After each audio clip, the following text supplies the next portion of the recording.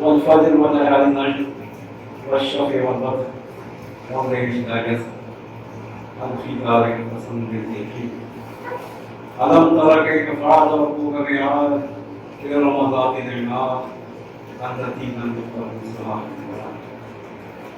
وثمود الذين جابوا الصخر بالواد وفرعون ذي الأوتاد الذين طغوا في البلاد وأكثروا فيها الفساد صب عليهم ربك العذاب إن ربك لبالمرصاد. فجر کی قسم اور 10 راتوں کی قسم،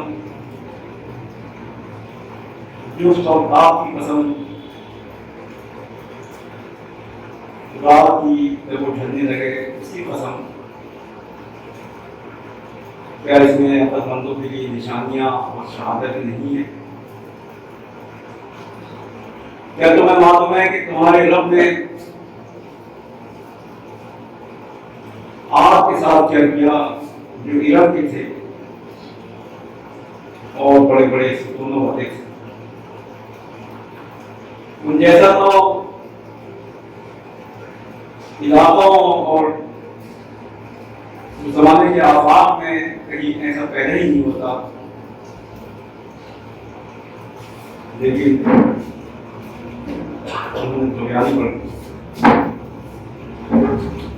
اور سمود کو یاد رکھو اور یاد کرو جنہوں نے وادیوں کو تراشا اور اسی کے ساتھ ساتھ ایک فرعون کو جو میرے کو عبادت تھا. پھر کیا ہوا کہ ان سب لوگوں نے بہت زیادہ فساد برپا کیا. اللہ تعالیٰ کا کہ عذاب کا کوڑا ان پہ برسا. بلا شبہ تمہارا رب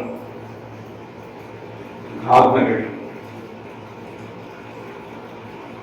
دوستو، اس پوری کائنات کا مدبر ہفتے کی اللہ تعالیٰ ہے.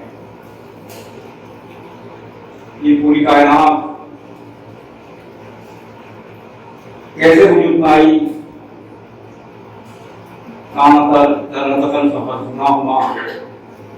یہ ایک ہوئی چیز تھی، پھر ہم نے اس کے اندر دھماکہ پیدا کر دیا.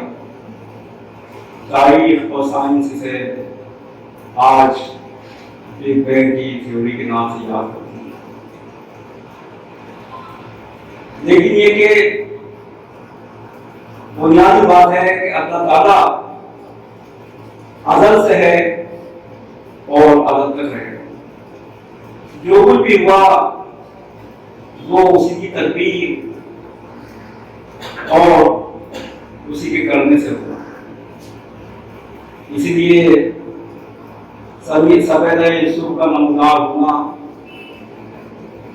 تاروں کی جھلملاہٹ، کہکشانوں کی تابناکی، سورج کی دمدماہٹ، چاند کی چاندنی اور زمین کی گردش، اسی طرح سے لیل و نہار کی گردش، یہ 10 راتیں کوئی بھی ہو سکتی ہیں. مہینے کی 10 راتیں ہوں، پہلی 10 راتوں کی اپنی خصوصیت، دوسری 10 راتوں کی اپنی خصوصیت اور تیسری 10 راتوں کی اپنی حیثیت. اسی طرح سے جفت اور طاق کی اپنی اہمیت. ایک چیز سنگل بھی ہوتی ہے اور جوڑے کے ساتھ بھی ہوتی ہے، اور پھر جوڑے کے ساتھ مل کے عجیب جہت بن جاتی ہے. رات آتی ہے اور چلی جاتی ہے، دن اس کی جگہ لے لیتا ہے، اور اس طرح سے پھر دن ختم ہوتا ہے اور رات دن کو ڈھانپ دیتی ہے. اس میں یہ بتایا گیا ہے کہ اللہ تعالیٰ ہر چیز کو اپنے لحاظ سے آرگنائز کر رہا ہے اور ہر چیز سسٹمیٹک ہے. اس کی جو مخلوقات ہیں اس کو جو اس نے روز دیا ہے وہ روز متعین ہے، اسی لیے کہ حضرت آدم کو پیدا کیا۔ یہ کائنات اور یہ زمین اللہ تعالیٰ کی فطرت سے سب سے پہلے روشناس ہوئی۔ نظام کونیت ہو، نظام فطرت ہو یا نظام اخلاق ہو، یہ پوری کی پوری کائنات اسی کے ماتحت کار فرمائی اور اسی کی کار فرمائی کے ماتحت ہے۔ ایک طرف اس کا ایک تکمیلی نظام ہے اور اس کا ایک اخلاقی نظام ہے۔ میں جس پہلو کی آپ کی توجہ دلا رہا ہوں وہ اس کا اخلاقی نظام ہے۔ اخلاقی نظام یہ ہے کہ قوموں کا وجود زوال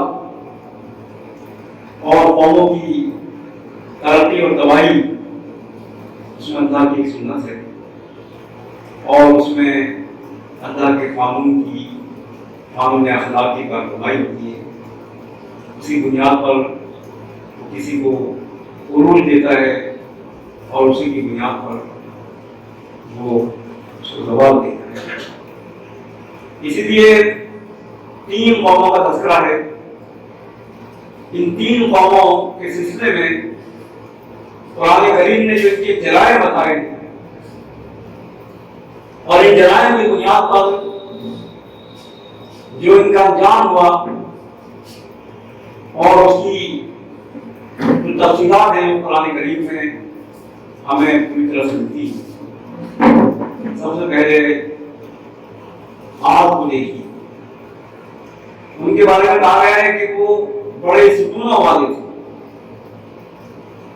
میں نے وہ بستیاں دیکھی ہیں، عاد کی بستیاں، سمود کی بستیاں، مدائن سوادے کے علاقے، اولا کے باغات اور وہاں کی سرسبزی اور شادابی کے مناظر، اور اس طرح سے مصر کے احرام اور ان احراموں کی خاموشی اور مصر کی رنگینی، اور اسی کے ساتھ ساتھ جب یہ طور کا جاؤ جزاب ان سے واسطہ ہوا ہے تو اس کے مشاہدے کے بعد ہی سمجھ میں آتا ہے کہ ان قوموں کے اندر یہ جرائم کیوں ہے۔ سب سے پہلے تذکرہ آیا ہے قوم عاد کا، جن کے بارے میں کہا گیا کہ ان کے پاس بڑے سکون تھے، ان کی جو عمارات تھی بڑی عالیشان تھی، اور اس عالیشان عمارات پر اور اس پورے تمدن اور اس تہذیب پر ان کا جسے ہم کہتے ہیں کہ ایک بہت بڑا استقبال کا پہلو جو ہے وہ نمایاں ہوتا ہے۔ اس سلسلے میں ایک جو برائی ان کی بیان کی گئی ہے اور وہ جو ان تمام چیزیں ذکر کے زیادہ امام جو ہے نا وہ سکون دیہات کے اندر کیا کیا چیزیں رکھتے ہیں وہ دیکھے گا، پھر کہاں سے ان کے اندر آ جاتا ہے۔ کہا گیا کہ وزین انہم سوء اعمالہم، اللہ تعالیٰ نے ان کے برے اعمال ان کے لیے مزین۔ انسان اگر کوئی کام کرتا ہے تو اس کو جسٹیفائی کرتا ہے، اس کی دلیل دیتا ہے۔ کائنات اور دنیا ہمیشہ استدلال میں چلتی ہے، اس کے آرگومنٹس ہوتے ہیں، وہ آرگومنٹس صحیح ہو آپ کے نزدیک یا غلط ہو، آپ کے نزدیک غلط ہو سکتا ہے۔ فلسطین آپ کے لیے حق ہے اور اسرائیلیوں کے لیے فلسطین جھوٹ ہے، اسرائیل آپ کے لیے جھوٹ ہے اور یہودیوں اور آج پوری دنیا کے لیے اور یونائٹڈ نیشن کے لیے وہ سچ ہے۔ اسی لیے یہ جو تھیوری آج چلتی ہے پوسٹ ماڈرنزم اور اسی کے ساتھ پوسٹ ٹروتھ، سچ اور ستیہ سے پرے، ماحول جدیدیت نے اس پہلو کو استقلال کے ساتھ نمایاں کیا ہے۔ تو آپ کہہ رہے ہیں سچ ہے، لیکن وہ سچ چھوڑے کہ ہمارے نزدیک تو یہ سچ ہے۔ تو وزین انہم سوء اعمالہم، اگر کچھ استقبال کرتے تھے تو سمجھتے تھے بھائی काम किया है। हमसे ज़्यादा दुनिया में कोई है नहीं। हमारी तहजीब, हमारा तमद्दुन, हमारी तरक्की उसकी बुनियाद ये है। इसीलिए जब इस मरवाए फसद का मन सभी जिंदा कि वो इस बुनियाद पर अल्लाह के रास्ते से हट जाते। उन्होंने दलील दी, उनका आर्गुमेंट चला और उन्होंने रीजनिंग पेश की। इन कुरान करीम ने कहा कि उस रीजनिंग ने उनको उस रास्ते से हटा दिया। उनका एक युग ये बयान कर रहा है कि जो कुछ भी करते थे वो काम मुस्तफसिरीन पूरे होश और हवास के साथ, मतलब इस्तिफसार का इस्तेमाल। कुरान करीम में इतना दिया है कि इस्तिफसार इस्तिलाह टर्मिनोलॉजी कि जो करता ही नहीं करता कि बंदा कर रहा है, वो पूरे होश और हवास के साथ करता है, जानता है क्या कर रहा हूं और वो उसको जस्टिफाई करता है। इसके बाद भी कहा गया उनका इस्तेमाल अल्लाह ताला ने तुम्हारी बनावट में और तुम्हारा फिजिकल स्ट्रक्चर ऐसे बनाया कि इंतहाई खूबसूरत हो, इंतहाई हसीन और जमील हो। तुम्हारी साख, तुम्हारी बनावट, तुम्हारी बॉडी का स्ट्रक्चर और तुम्हारी जो प्रोफेशनल स्किल्स हैं वो तमाम चीजें वो उसकी बुनियाद पर तुम फख्र करोगे। वज़ारा तुम फिल खल्क़ बस्ता, बल्कि कुरान ने ये समझ किया है कि उस जमाने में उस इलाकों में नहीं बल्कि उस दुनिया में जो जमाने से बिलाद का समझ में है, बिलाद का जब अरबी में आता है तो उससे जो है पूरी उस जमाने की जो मालूम दुनिया होती है वो मुराद होती है। हर उन सब में उनसे बेहतरीन, उनसे ज़्यादा प्राप्त कोई नहीं था, वरना बनावट में और जिस्म और उसी तमाम चीज़ें बहुत होती हैं। अमतकुम बे अफ़वालिम व बनीन पे यही नहीं होता, बल्कि उनके पास जनरेशन होती है, उनकी आबादी बहुत बड़ी होती है। आजकल तो कंज्यूमरिज्म की से इस्तेमाल होती है आबादी। हमारा मुल्क अगर फख्र कर सकता है, कल करेगा, आज नहीं कर रहा है।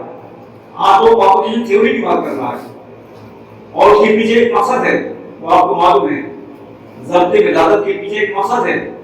लेकिन कल यही मुल्क जब दुनिया के अंदर आबादी जो है घट जाएगी, क्योंकि इस वक्त जो पॉपुलेशन की तरह जो ग्रोथ है, वो पॉपुलेशन ग्रोथ है उसे कम हो रही है। मर्द और औरत हों तो अगर आबादी को बढ़ना है तो एक दो से ज्यादा होना चाहिए, और अगर दो से कम होने लगे, आबादी पौने दो के करीब दुनिया में ऐसा पहुंच रही है, तो फिर ये समझे कि फिर आबादी जो है घटती जाएगी और उसका दो कौमें तरक्की करेगी, इनके पास आबादी ज्यादा होगी और इनके पास कंज्यूमर ज्यादा होंगे, इसलिए कि मार्केट उन्हीं के पास होगी। आज दुनिया वहां से वहां पहुंची थी। मार्केट से जब थ्योरी की थी, पॉपुलेशन थ्योरी, तो उसने कहा था ये वसाइल यहाँ तक थे, ये वसाइल यहाँ तक थे, ये वसाइल यहाँ तक थे, पानी इतना है, ऑक्सीजन जब पानी इतना है, कश्मीर इतनी है, पहाड़ इतने हैं, समंदर इतने हैं, ये सब खत्म हो जाएंगे, ये खत्म हो जाएगा, मदरियाँ खत्म हो जाएंगी। आज तो डम किया जाता है। अमेरिका में अच्छा खासा बजट इसमें खर्च होता है कि वहाँ का जो अनाज है उस अनाज को फेंका जाता है और उस अनाज को दिया जाता है। अच्छा खासा खर्चा बजट हिंदुस्तान का इसी पर है, जो स्टोर हो रही है, स्टोर हो रहा है, इस पर अच्छा खासा खर्च होता है। उसके बाद इस्तेमाल उनके लिए इस्तेमाल किया गया लफ्ज़ वो अम्मात फस्तकबरू, आज ने इस्तिकबार किया, फिर इसकी बुनियाद पर उनके अंदर इस्तिकबार पैदा हो जाता है, किब्र। फिर उन्होंने कहा मन अशद्दु मिन्ना कुव्वा, हमसे बड़ा ताकतवर कौन है। फिर कुरान करीम में नबी के अल्फाज ये बयान किए गए हैं कि हज़रत हूद वहां भेजे गए थे। अब तो आपका बिल्कुल आयतन जो बड़ी बड़ी तुम इमारतें बनाते हो, तुम मस्जिद बनाते हो, इसकी बुनियाद पर तुम इजराले रखते हो। तुम इजराले ये मतलब सवाल क्या है कि तुम इसे इंटरटेन करते हो, यानी ये इमारतें बनाई जाती है, ये अब दुनिया जो है इंटरटेनमेंट की दुनिया है, तुम फजूली की दुनिया है, इंटरटेनमेंट की तरफ दुनिया बढ़ती है। तुम जो इसको इजराते हो और तुम समझते हो कि ये हमेशा रहने वाली है। फिर कहा है कि अततखिज़ून मसानिअ लअल्लकुम तख़लूदून, तुम जो ये इमारतें बनाते हो तुम समझते हो कि हमेशा रहोगे। एक कौम की बीमारी होती है कि वो अपनी कल्चर, अपनी तहजीब को ऐसा बताते हैं कि हमेशा से यही रहे और मैं भी हमेशा रहूंगा। इंसान आखिरी वक्त होता है, लेकिन दुनिया की ऐसी हवस होती है कि वो अपने सामने यानी कि उस चीज को उठाना चाहता है। एक साहब के बारे में मालूम हुआ कि किसी का उन पर कर्ज था या नहीं था, लेकिन उन्हें मालूम था कि मेरा इंतकाल होने वाला है, बेकार हफ्ते के अंदर चला जाऊंगा। तो वो कहने लगे कि देखो, उसे मालूम है कि मैं मरने वाला हूँ, लेकिन तब भी मेरे सामने रहे, वो मेरा कर्ज नहीं था, तो वो पैसे क्यों नहीं आओगे? तो उसे इससे नहीं मतलब कि वो देख नहीं रहा था, कि इससे मतलब कि वो चीज मेरे सामने क्यों नहीं, वो उसे खुद समझता है वो चीज पैसा अपने अंदर वही दुनिया और इंसान को हमेशा की तरफ। इसीलिए आप देखें कि ये बड़ा है और आज के कंटेक्स्ट में जब तुम लोगों को सुनाते हो तो बड़ी ही जब और कहर के साथ पकड़ते हो, बहुत ही ग्रेविटी, बड़ा इस्तेक्बार, बड़ा सप्रेशन, बड़ा रेगुलेशन, और उसके अंदर बहुत ही वायलेंस उसके अंदर होता है। मैं जून और मई में जो है चिपला बना छतरी जो है वो उसी का भगवान तो उसी से पैदा हुआ। हम जो है देख लेंगे सबको, सबको पैदा होता है क्योंकि ये जो है ना जार और खैर अल्लाह ताला ने उन लोगों के लिए रखा है जो जुल्म करते हैं, और जार और खैर और ये ताज़ीम जो है सिर्फ अल्लाह को देना है, किसी को देना है। उसके बाद एकदम उनके लिए समाज कह गया कि फिर यहाँ तक पहुंचा के जब नबी ने तमाम तरह से उनको दलाइल दे दिए, फिर दलाइल ऐसे होते कि एक वक्त ऐसा करे कि जहाँ जो कौम सामने she was shunned, there was no any alternative, there was no any argument, वो बिल्कुल shunned हो जाते हैं और बिल्कुल जो मबूद हो जाते हैं। तो कहा कि तुम हमें समझाओ, हम तुम्हारी बात मानने वाले हैं, इसलिए कि उनसे पहले हमारे आबाओ दादी काम कर चुके हैं और हमारा कुछ नहीं हुआ। तो ये लेकिन फिर क्या होता है, कौमों के सिलसिले में ये पहलू सामने रखिए। तो कौमें आज के सिलसिले में ये पहलू हुआ कि वो अपनी जो है सुकूनों पर और अपने दरवाजों पर बहुत शौक किया करते थे, अपनी इमारतों पर। इसे कुरान करते हैं, उन पर अल्लाह आया तो कुरान करीम ने कहा हम आजादु नस्ल खाविया, ये जो खजूर के दरख्त होते हैं लंबे लंबे होते हैं ना, तो जब वो उन पर अजाब आया तो बिल्कुल इस तरह से पड़ेंगे जैसे कि वो खजूर के दरख्त हो, लंबे लंबे दरख्त, उनका अजाब भी उनके मिस आया, उनकी भी शामिल हो गई। इसी तरह से आपको बात मालूम होगा कि दूसरी जो कौमों पर अजाब आया तो उनके मिस ही आता है। अगर कौमें शुएब ना कौम में कमी करती थी तो यौम सुन्नत का अजाब आया, जैसे जैसे तराजू लटका हुआ। इसके बाद जो है कौमें स्वादे का तस्करा है, जिसे हम कौमी समूह कहते हैं, कौमी आज का तस्करा। इनके जो जराए बताए गए कुरान में, ज़रूरी कौम, इनके जो खेती और बागात, वो इलाके इतने ही सरसब्ज़ और शादाब है कि उससे पहले के सैकड़ों मील तक उन इलाकों को अगर आप देखेंगे तो लगेगा कि इससे पहले ये ऐसे सरसब्ज़ और शादाब इलाके यहाँ कैसे हो गए, कई सौ 700 और 800 मील दूर तक कुछ हरियाली नहीं थी वहाँ, और उनके अंदर फूल पैदा हो जाए। 8 से 800 साल पहले जो बजूता वहां से गुजरा था, इतने बजूता का जो सफरनामा है उसमें उसने लिखा है कि आज तबूक में और अब हमें जितने दिन में भी पहुंचे हमें मदाइन स्वादे पहुंचना है जहाँ बड़े कौम हलाक हुई थी और जो पहाड़ों को काट कर फसल बनाया करते थे। लेकिन हमें होती है कि पानी इतना दे दो और पानी रास्ते में किसी को मत देना, इसलिए कि वहां तक पहुंचते पानी मिलेगा नहीं कहीं के रास्ते में और मौत आ जाएगी। उसने लिखा है कि हम चलते जा रहे हैं और पढ़ते जा रहे हैं और रास्तों में पहाड़ों पर मौतें, और लिखा हुआ भी है कि मौत हमारा इंतजार कर रही है। और कोई इलाके आते देखिए, हमने खुद महसूस किया कि आज भी वो सरसब्ज़ी और शादाबी सब कुछ मौजूद है। उसके बाद अल्लाह ताला ने वो हैबत रखी है उस पूरे इलाके में, लगता है कि वो सैकड़ों मील तक अजाब आया था, وہ سینکڑوں میل تک سنسان علاقے ہیں، وہاں پانی کا کوئی پتہ نہیں ہوتا، اور اگر آپ اے سی کی گاڑیوں میں بھی وہاں پہنچے تو لگتا ہے کہ کہاں کس صحرا میں تھے، کس چلچلاتی گرمی میں آپ تھے اور کہاں پہنچ گئے۔ زمین انتہائی بے مربت ہے اور وہاں کا صحرا انتہائی لطیف ہے، اس لیے ان کا ایک یہ ضرور اس پر رہو کیا کرتے تھے۔ پھر اس کے بعد اس کے بارے میں پہاڑ کو تلاشا کرتے اور وہ ایک خاص فن کام ہے۔ اس کے بعد ان کے بارے میں کہا گیا ہے کہ ان کو فن نہیں پڑتا، ہماری سرسبزی شادابی، ہمارے پاس بھی پانی کی فراوانی اور ہمارے پاس بھی چشمے ہیں بہتے ہوئے، دنیا کے پاس کہاں ہیں؟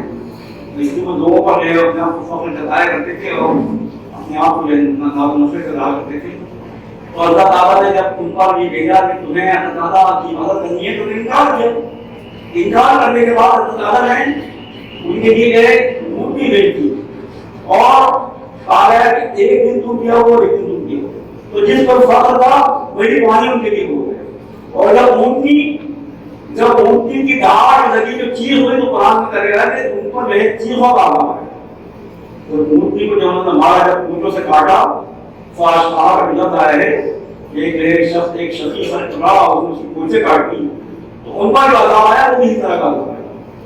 اس کے بعد آخری جو ہے وہ قوم جو ہے وہ ہے فرعون کی قوم۔ اس کے بہت سے جرائم ہیں، اس میں ایک جو جرم ہے وہ استغفار کا ہے، استغفر ہوا اور جنود، اور پھر ایک بات اور ہوتی ہے ان کے بارے میں کہا ہے کہ انہم الینا لا یرجعون، ان کے پاس یہ آرگومنٹ بھی ہوتا ہے کہ ہمیں جانا نہیں ہے، ہمیں جب کوئی آخرت نہیں ہے، کوئی اصل چیز ہوتی ہے آخرت۔ میں آپ کو آپ کے سامنے پیش کروں گا کہ آخرت ہونے سے کیا مسئلہ پیش ہوتا ہے۔ وَإِنَّهُمْ إِلَيْنَا لَا يَرْجِعُونَ، تو کہتے ہیں کہ ہمیں لوٹنا نہیں ہے۔ دوسرا جو جرم تھا وہ یہ کہ اقتدار، فرعون کے پاس جو اقتدار تھا وہ کہا کرتا تھا کہ دیکھو کہ میرے پاس مصر کا اقتدار نہیں ہے اور حاضر انہار تجری میں تاتی یہ نہر میرے ماتحت چلتی ہے، اور فرعون پر جو عذاب آیا تھا وہ اسی مرتابی کا عذاب آیا۔ فرعون مصر کی جو خوبصورتی ہے، مصر کی خوبصورتی وادی نیل ہے اور مصر کی آبادی وادی نیل سے نکلتی ہے۔ مصر میں اگر نیل نہ ہو تو آبادی ختم ہو جائے۔ مصر کا ٹورزم جو ہے مصر کی جو اکنامی ہے وہ ٹورزم پر ہے، تو وادی نیل جو ہے مصر کا بہت بڑا تحفہ ہے، مصر کے لیے بہت بڑا تحفہ ہے۔ اسی کو فخر تھا اور اسی نہر میں جا کر کے اور اسی سمندر میں جا کر کے نہر کو بتا دیا۔ اور اس کے بعد اس کا جو 14 جرم تھا وہ یہ کہ صرف وہ نہیں تھا بلکہ وہ یہ کہ وہ اپنے آپ کو جو ہے ایک ہوتا ہے اسیان، قرآن کا کہتا ہے اسیان، ایک ہوتی نافرمانی اور ایک ہوتی طغیانی، کہ کون اثر رہا ہے۔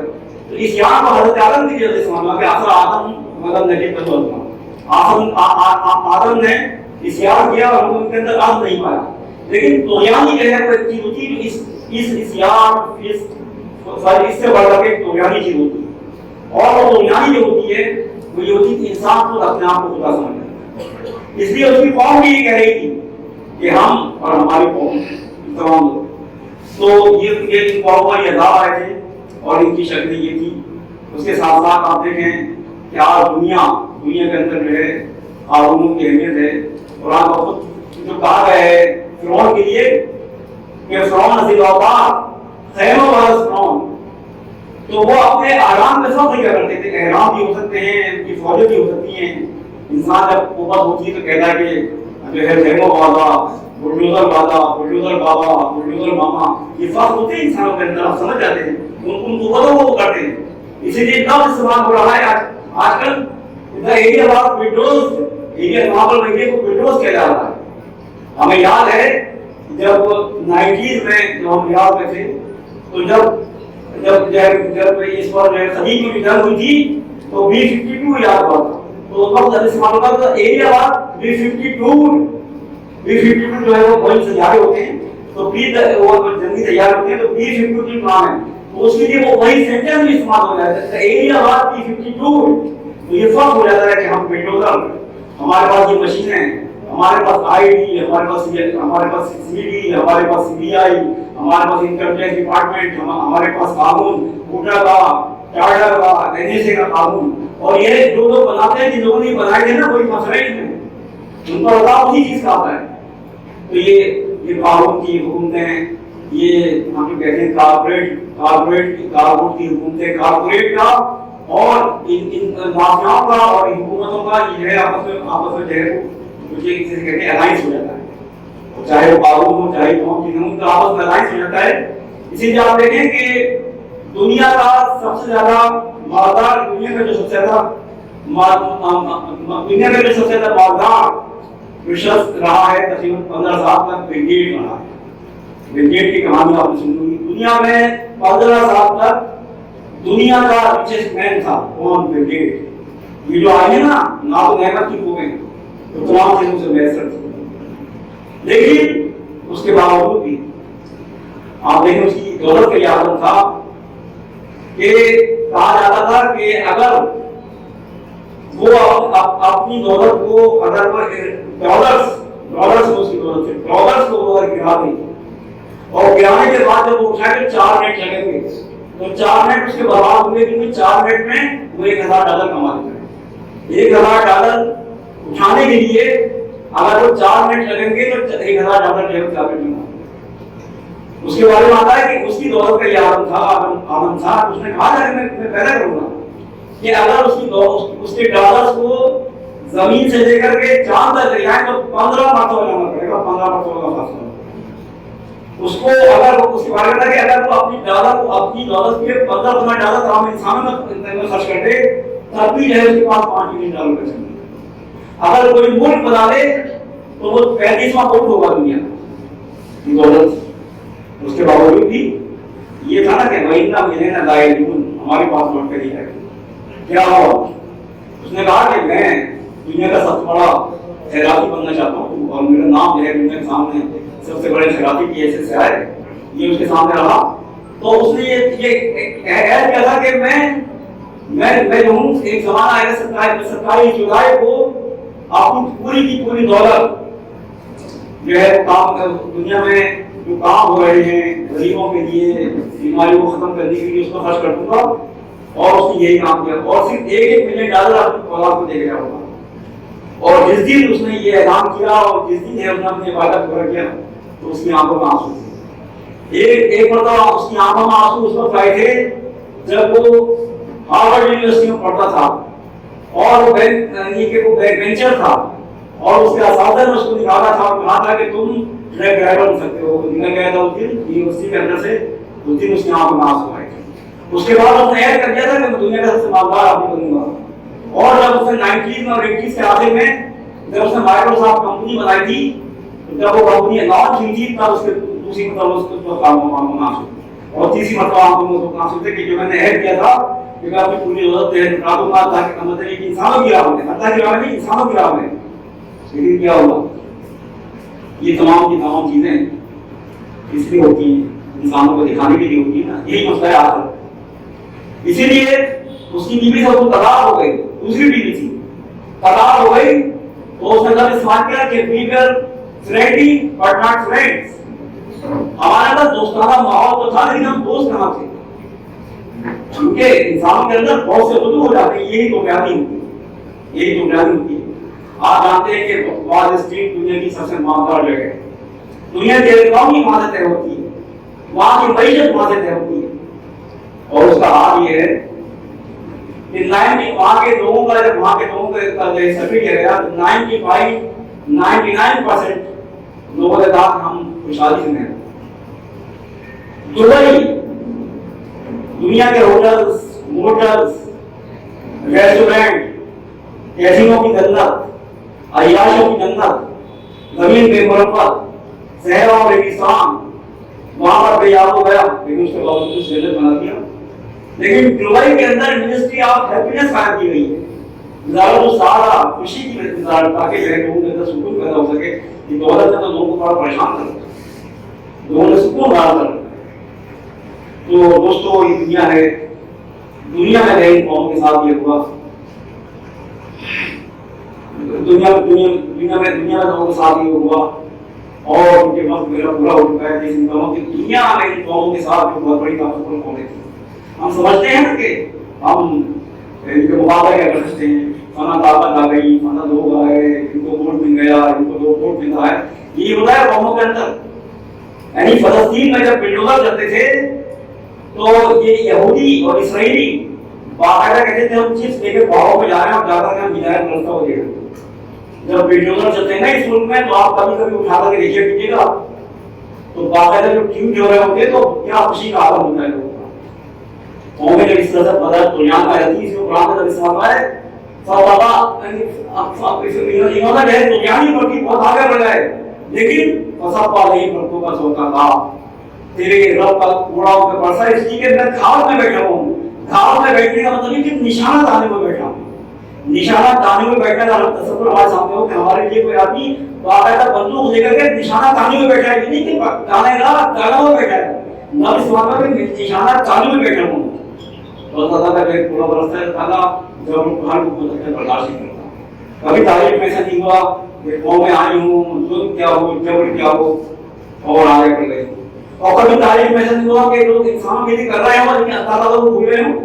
جیسے کہ آپ دوسرے لوگ مثالیں دیکھیں اللہ کو بھول جاتے ہیں اور مقصد صرف ایک دنیا کا نام محمود ہو. اسی لیے ہم کہہ سکتے ہیں آخر اور دنیا دونوں اس کا توازن بہت ضروری ہے. اسی سے نوع انسان کی ہدایت کی سوالی ہے. اسی سے نوع انسان کی ہدایت کی سوالی ہے. وہ ہادی جس نے دنیا اپنے سامنے بیٹھا دی ہے. وہ آپ کو